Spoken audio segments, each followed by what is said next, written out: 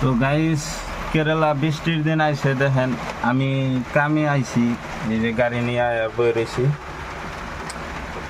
এই বৃষ্টির সিজন 3 মাস 4 মাস থাকবো। এই বৃষ্টির সিজনে অল্প অসুবিধা, মানে কাম কাজ কম হয়, ইনকাম পাতি অল্প কম হয়, কিন্তু বাকি দিন গেলে আলহামদুলিল্লাহ খুব ভালো ইনকাম হয়। কেরালা সব দেশের চাইতে ইন্ডিয়ার ভিতরে খুব ভালো জায়গা থাকা, শান্তির জায়গা।